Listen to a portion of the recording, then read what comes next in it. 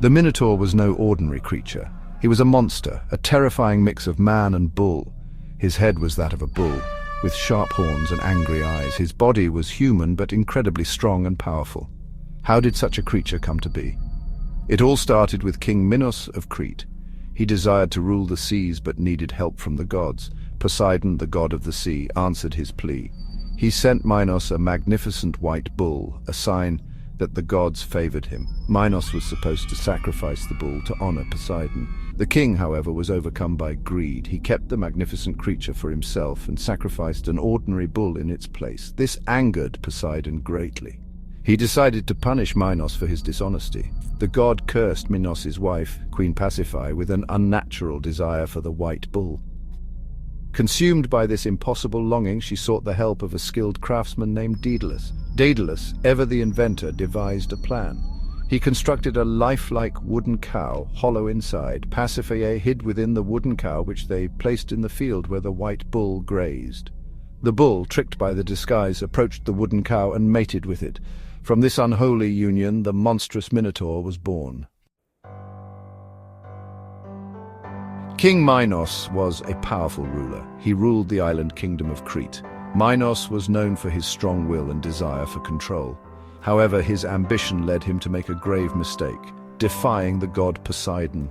This decision would have terrible consequences for his family and his kingdom. Queen Pasiphae was Minos' wife. She was known for her beauty and grace. However, Poseidon's curse transformed her life into a nightmare. The curse led her to commit an act that would forever stain her name and bring forth a terrible monster. Daedalus was a gifted craftsman and inventor. He served King Minos, creating ingenious devices and structures. Although he helped Queen Pasiphae, he never intended for his creation to birth a monster. His actions, however well-intentioned, would trap him and his son in a maze of their own. The Minotaur was a fearsome creature, a constant reminder of King Minos' folly. Minos couldn't bring himself to kill the monstrous offspring of his wife. Instead, he turned to Daedalus once more. The king tasked the craftsman with building a prison capable of holding the creature, the labyrinth. Daedalus used all his skill to create a bewildering structure. It was a vast network of winding passages and countless dead ends. The labyrinth was so complex that anyone who entered would be unable to find their way out. Its twisting corridors and high walls held the Minotaur captive, isolating him from the world. The birth of the Minotaur brought shame and fear to Crete. To contain the monster, King Minos exacted a terrible price from Athens. Years earlier, Minos' son, Androgeus, had been killed in Athens under mysterious circumstances. Using this as justification, Minos demanded a gruesome tribute. Every 9 years, Athens was forced to send 7 young men and 7 young women to Crete. These unfortunate souls were sent as sacrifices to the Minotaur, thrown into the labyrinth to become the beast's prey. Years passed, and the time came for Athens to send its dreadful tribute to Crete once more. Among the young Athenians chosen was Theseus, the son of King Aegeus. Theseus was a courageous and strong young man, determined to free his people from Minos' cruel demands. Instead of mourning their fate, Theseus stepped forward. He volunteered to be sent to Crete with the other tributes. Theseus had a plan. He would slay the Minotaur and end the cycle of sacrifice. Love and deception, Ariadne's thread of hope. Upon arriving in Crete, Theseus caught the eye of Ariadne. Ariadne was King Minos' daughter. She was known for her beauty and kindness.